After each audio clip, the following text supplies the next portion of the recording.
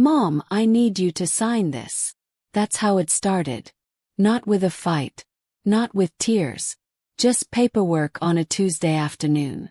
My son Michael stood in my kitchen, documents spread across the counter like he was presenting a business proposal. Which I suppose he was.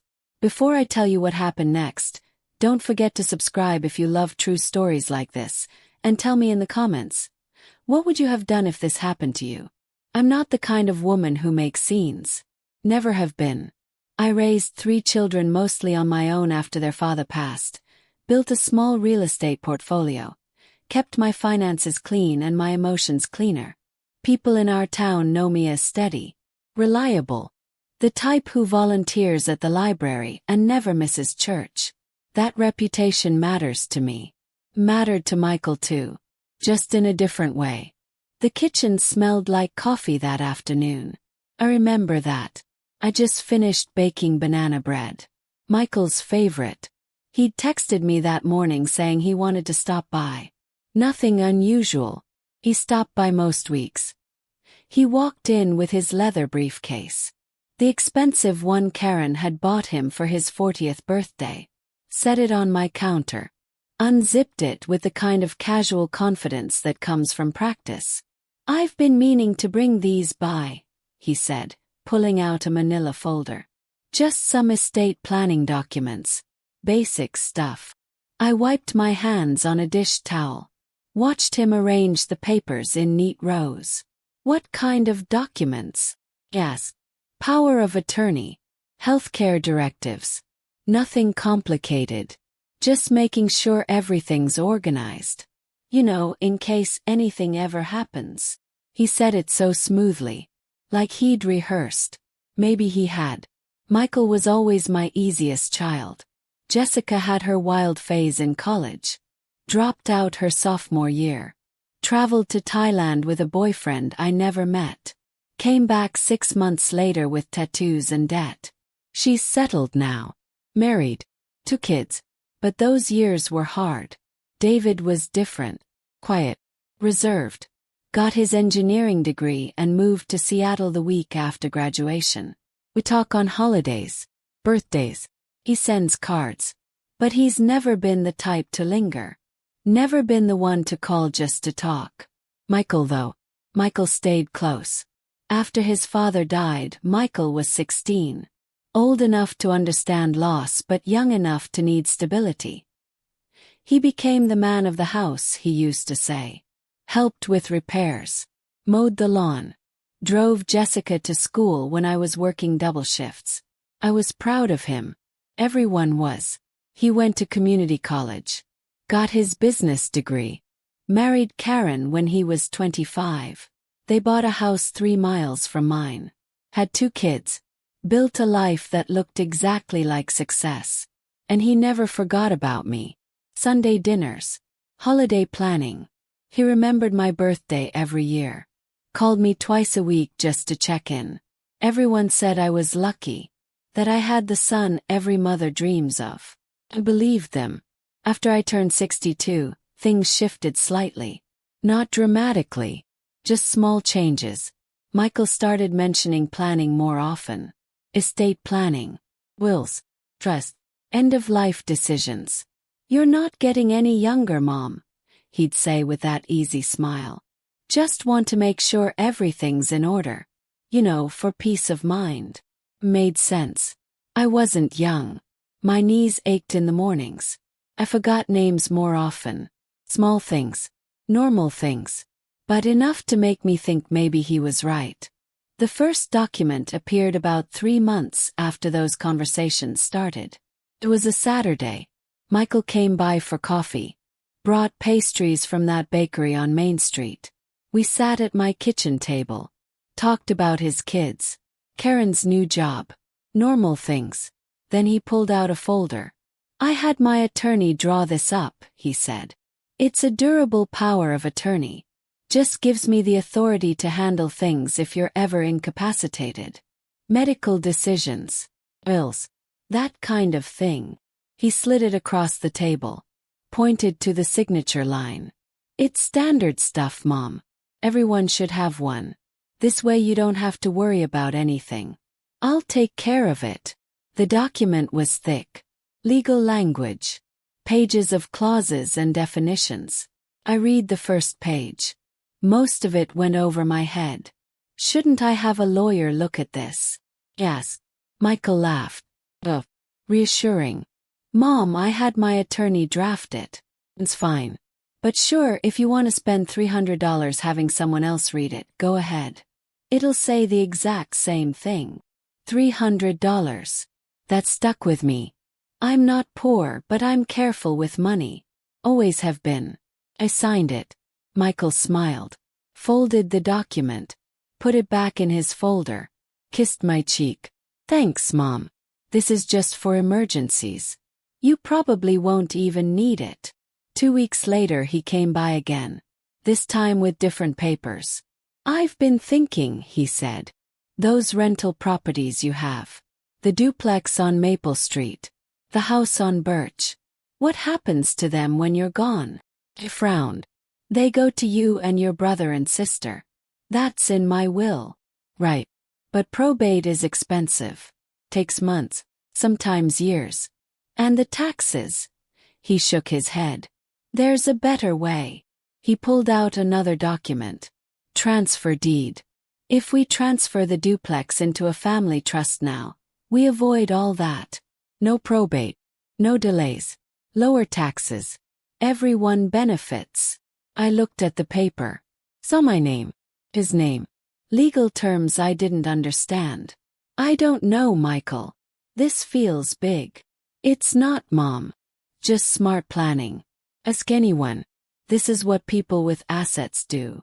They plan ahead. He left the document with me. Said to take my time. No pressure. But he called 2 days later.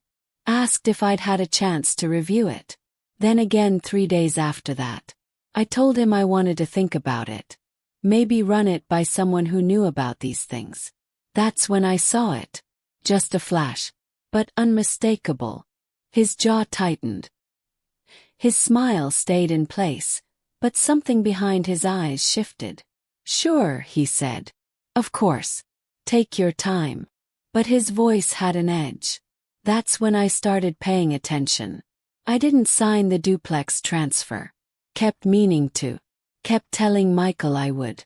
But something in me hesitated. Not suspicion. Not yet. Just instinct. The same instinct that told me when Jessica was lying about where she'd been. The same one that knew when David was hiding something as a kid. Mother's instinct. It's real. And mine was whispering. Michael came by 3 more times that week. Always with a reason. Dropping off groceries. Fixing a leaky faucet. Bringing the grandkids to visit. But each time he'd mention the paperwork. Casually. In passing. Did you get a chance to look at those documents? Any questions about the transfer deed? Just let me know when you're ready to sign. No rush. Except there was rush. I could feel it. On Thursday I made a decision. Called him. Michael, I sent those documents to an attorney. Just to have them reviewed. Should hear back next week. Silence on the other end. Just for 2 seconds. Maybe 3. Then his voice came back. Smooth again. Controlled. Oh, babe. That's smart, Mom. Good idea. But I heard something underneath. Tension. Worry maybe. Which attorney? He asked. Just someone I found online. Specializes in estate planning. Another pause. You know, you could have just asked my attorney. He'd review them for free. I know. But I wanted an independent opinion. Sure. That makes sense. We said goodbye. Hung up. I sat in my kitchen for a long time after that call. Because I'd lied. I hadn't sent the documents to anyone. I don't even know any estate attorneys. But I wanted to see how he'd react. And his reaction told me everything. That night I went through my files. Everything I keep in the cabinet in my bedroom. Insurance policies. Property deeds. Bank statements. My will. Everything was where it should be. Organized. Intact. Except for one thing. The power of attorney I'd signed 3 months earlier. The one Michael had his attorney draft. He'd said he'd give me a copy. I'd forgotten to ask for it. I called him the next morning. Hey Michael. Quick question. That power of attorney I signed a while back. Do you have a copy I can keep for my files? Oh, think so. I'll have to look for it. Why? Just want to have one for my records. Sure. I'll bring it by this weekend. He didn't bring it. Said he forgot. Promised he'd get it to me soon. 3 weeks went by. Still no copy. I called his attorney's office myself. Asked if they had a copy on file I could pick up. The receptionist was polite. Said she'd check.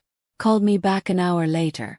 Mrs. Thompson, our records show that document was filed with the county clerk, not kept on file here. You can request a copy from them.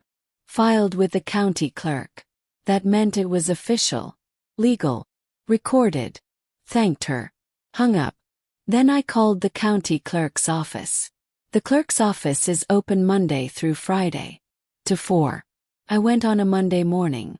Told them I wanted to see any documents filed under my name in the last year. The clerk was a young woman. Mid-20s. Friendly.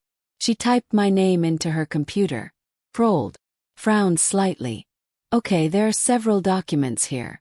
Do you want copies of all of them? How many? Looks like 5. 5. I'd only signed 1. Yes, I said. I'd like copies of all of them. She printed them out. Handed them to me in a manila folder.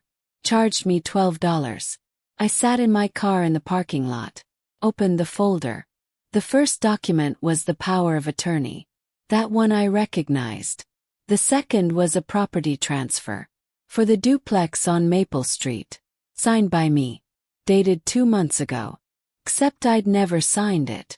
The third was another property transfer. The house on Birch Avenue. Also signed by me. Same date. Also forged. The fourth was a deed creating a family trust. Michael listed as sole trustee.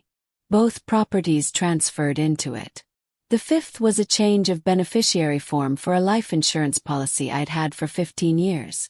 Changed from estate to Michael Thompson's son. Sat there. Engine off. Windows up. Just staring at those papers. My hands were shaking. Not from fear. Not from anger. From clarity. Michael hadn't been helping me. He'd been robbing me. Slowly. Methodically.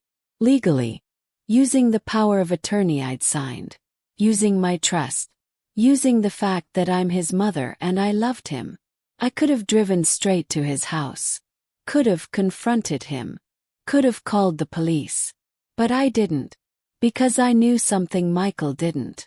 I knew that anger is loud. And loud things are easy to dismiss. Facts though. Facts are quiet. And quiet things are impossible to ignore. So I made a decision. I was going to build a case. Document everything. And when the time was right, I was going to show him exactly what he'd done. Not in private. In front of everyone. Over the next 3 weeks, I became a detective. I requested bank statements going back 3 years. Found irregularities I'd never noticed before. Small withdrawals. 500 here. 100 there. Always just under 1,000. Just small enough not to trigger alerts. All signed by Michael. Using the power of attorney. I pulled credit reports. Found 2 credit cards I didn't know existed. Both in my name. Both with Michael as an authorized user. Both with balances. I checked my property tax records. The duplex and the house on Birch. Both showed ownership transferred to the Thompson Family Trust. Trust I'd never created. Never authorized. Never even heard of until I saw it on paper. I contacted my insurance company. Asked for a history of changes to my policies. The agent was helpful. Sent me a full report. 3 policies had been modified in the last 18 months. Beneficiaries changed. Coverage amounts adjusted. All done with electronic signatures. All authorized under my power of attorney. I printed everything. Organized it in a 3-ring binder. Tabs for each category. Bank records. Property documents. Insurance changes. Credit reports. It was a thick binder by the time I finished. And it told a story.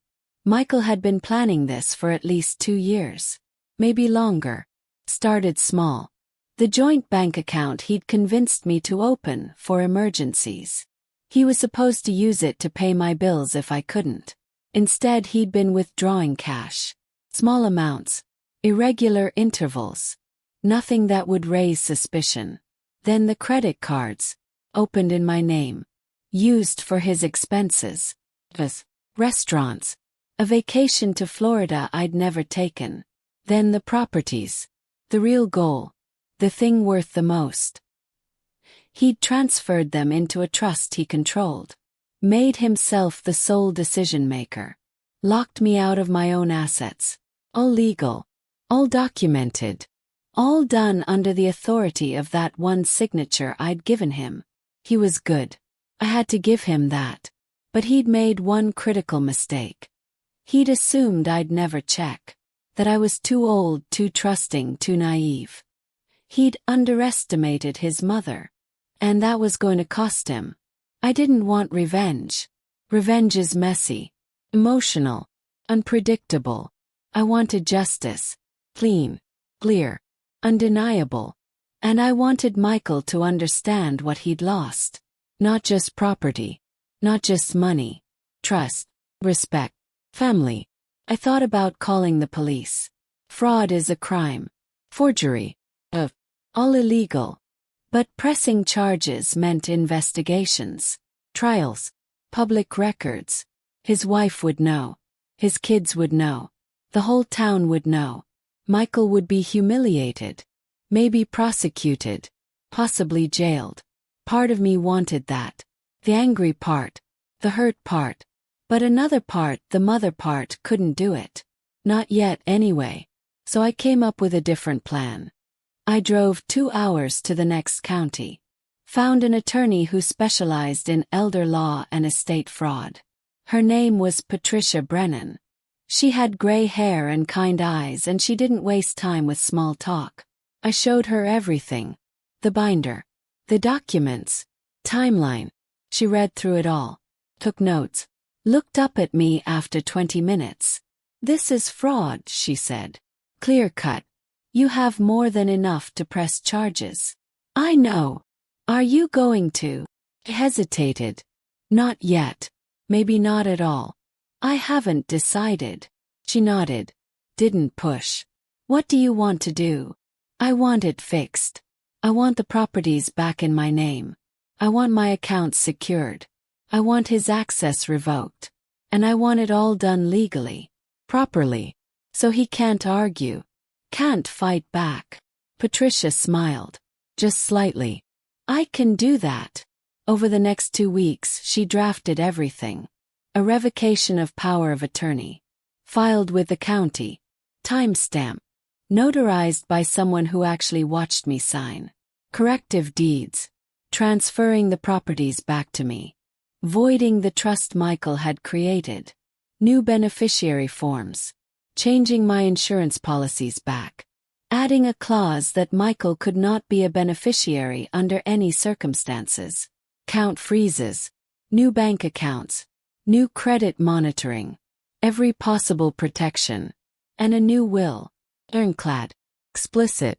Leaving Michael nothing. Patricia filed everything on a Monday morning. By Monday afternoon it was done. Michael no longer had access to my money. My property. My decisions. He just didn't know it yet. And that was the part one was waiting for. Michael called me on a Friday. Mid-morning. His voice was bright. Excited. "Hey Mom. I'm planning a family dinner on Sunday. Just us. You, me, Karen, Jessica, David. Even the grandkids. What's the occasion? I've been working on something. Something important. I want to share it with everyone." I knew what it was. He was going to announce the trust. Present it as a gift. His way of managing the family assets, so everyone could benefit. He'd probably frame it as protecting me, making sure I didn't have to worry about anything. He'd make himself look responsible, generous, the devoted son. And everyone would thank him for it. That sounds nice, I said. What time? 5 o'clock. Dinner at 6. I'll be there. Hung up. Sat in my living room. Looked at the binder on my coffee table. I'd been carrying it around for 2 weeks. Rehearsing. Planning. Making sure I knew every document. Every number. Every detail. I wasn't nervous. I was ready. And it came. I dressed simply. Slacks and a cardigan. Nothing fancy. I didn't need to make an impression. The documents would do that for me. I arrived at Michael's house at 5 on the dot. Karen answered the door. Mile. Hugged me. So good to see you, Helen. Come in. Everyone's in the dining room. Jessica was already there. She hugged me tight. David stood by the window. He nodded. We're not huggers, David and I. The grandkids were in the living room, playing with tablets. Michael's youngest waved at me. Michael came out of the kitchen. He was wearing a button-down shirt. He looked like he was about to give a presentation, which I suppose he was. Mom, glad you could make it. He kissed my cheek, gestured toward the dining room. Come on, let's sit. The table was set. Plate, glasses, a centerpiece Karen probably fussed over. Michael's leather briefcase sat on the sideboard. We all sat. Michael at the head of the table, me to his right, Jessica across from me, David next to her, Karen at the other end. Michael stood, cleared his throat, smiled that practice smile. I wanted everyone here today because I've been working on something important. Something for all of us. For the family. He walked to the sideboard. Pulled a binder out of his briefcase. Glossy. Professional. Probably cost him $50 to have printed. As you all know, Mom's getting older. She's healthy, thank God, but we have to think ahead. Plan for the future. Jessica nodded. David looked interested. So over the past few months I've been working with attorneys, financial advisors, setting up a proper estate plan. And I'm happy to say, he paused. Dramatic. I've created a family trust. Everything's been transferred into it. The properties, the accounts, all legal, all clean. He opened the binder, turned it so we could see.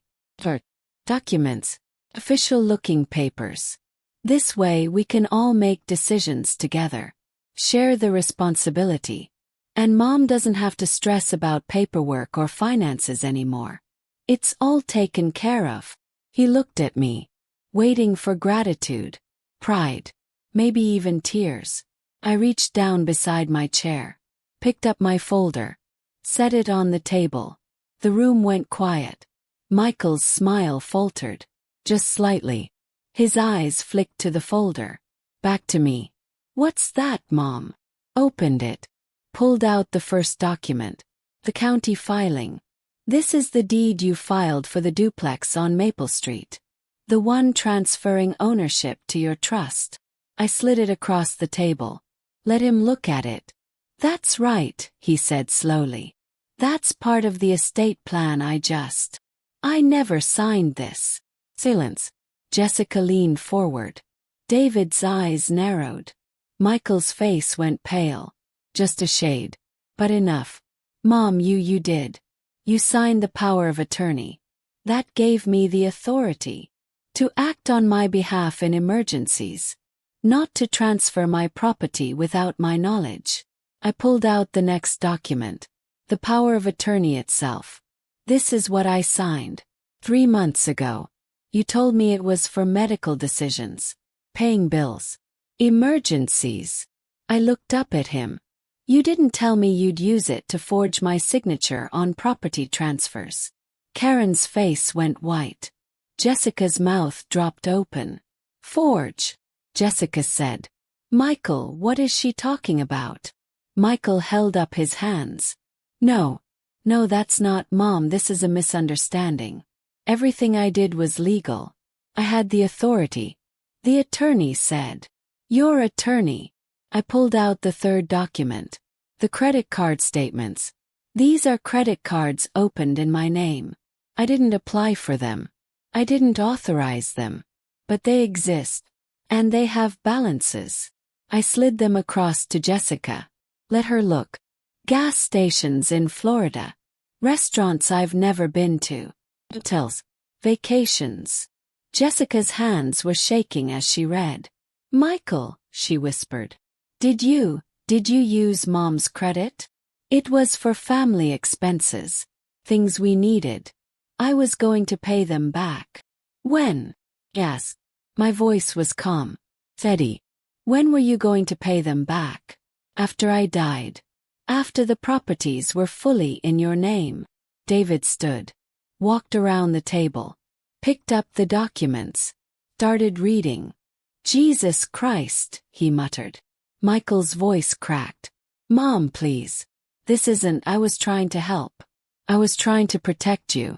Protect all of us. Estate taxes are brutal. Probate takes years.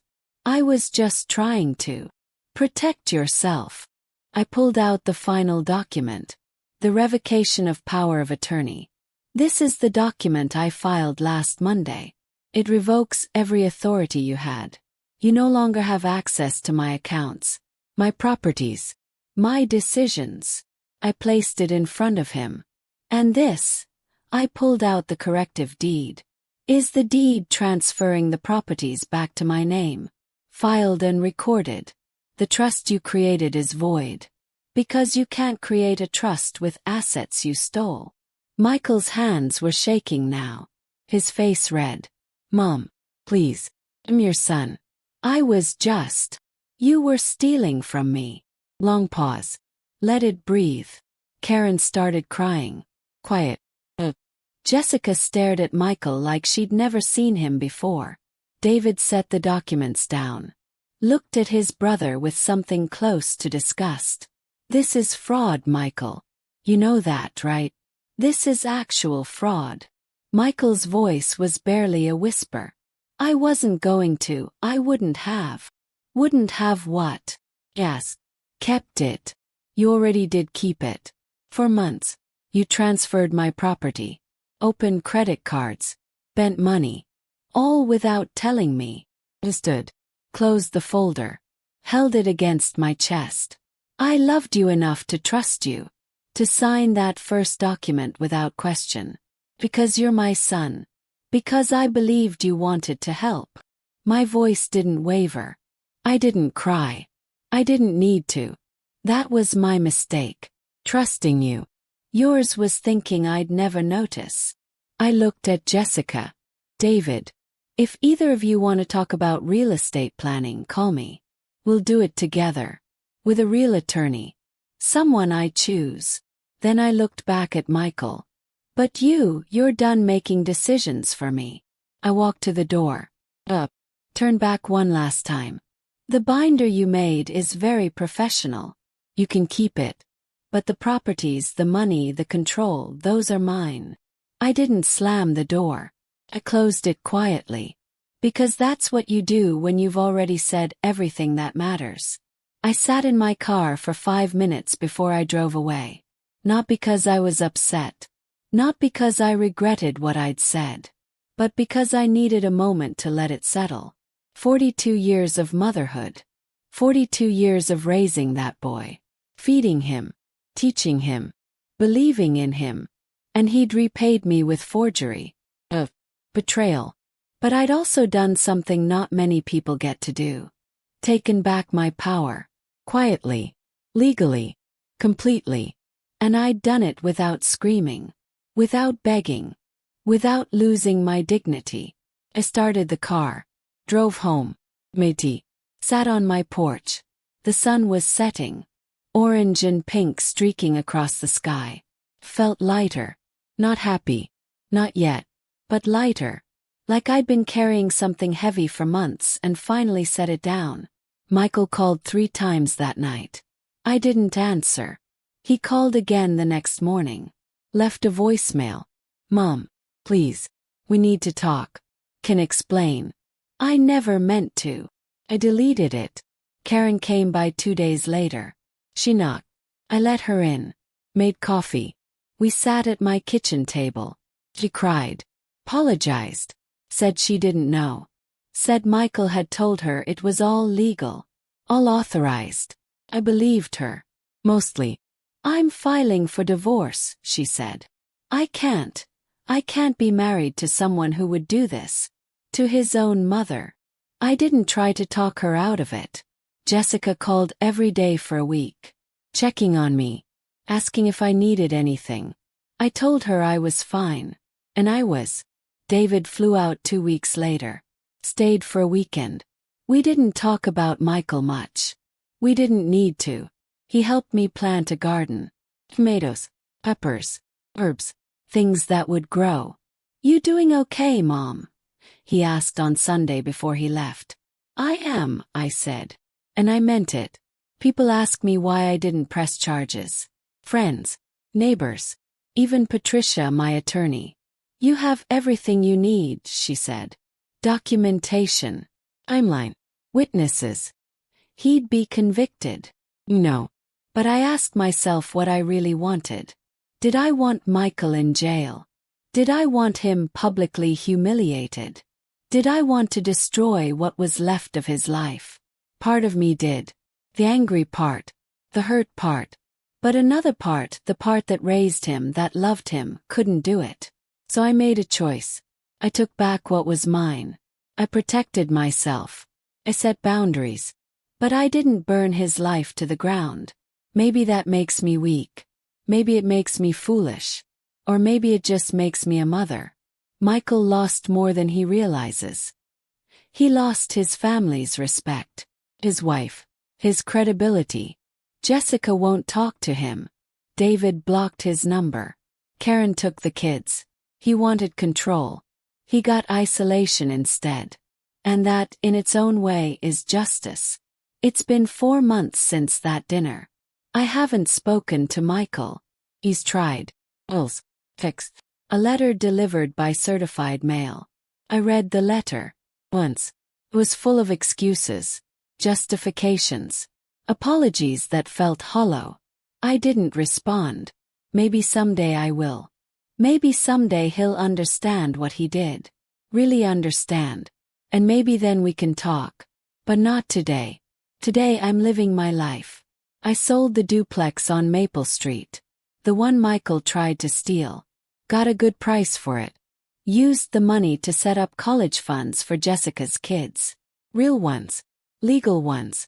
With Jessica as the trustee. Not Michael. David and I took a trip to the Oregon coast. Stayed in a little bed and breakfast. Walked on the beach. Talked about Dad. About life. About everything and nothing. It was the first vacation I'd had in 7 years. I also hired a financial advisor. A real one. Someone I vetted. Someone I trust. We restructured everything. Made it clean. Transparent. Protected. And I planted that garden. It's thriving now. Tomatoes bigger than my fist. Basil I use in everything. Flowers whose names I'm still learning. I sit on my porch most evenings. Watch the sun go down. Drink tea. Think about things. About trust. How fragile it is. How easily broken. About family. How blood doesn't guarantee loyalty. About control. How Michael wanted it so badly he destroyed everything to get it. And about myself. How I almost let him take it. But I didn't. I'm 62 years old. I own my house. My properties. My life. I make my own decisions. Sign my own documents. Control my own future. And I sleep just fine. 'Cause I learned something through all of this. Control is temporary. Power shifts. People change. But integrity, dignity, self-respect, those are yours to keep. If you fight for them. Michael taught me that. Even if he didn't mean to. So in a strange way I'm grateful. Not for what he did. But for what I learned about myself. I'm stronger than I thought. Smarter than he assumed. And more capable than even I realized. The garden is proof of that. The new accounts, the clean documents, the boundaries I've set. This is my life now. On my terms. By my rules. And it's good. If this story moved you, like and subscribe for more stories about truth, betrayal, and redemption. And tell me in the comments, what would you have done?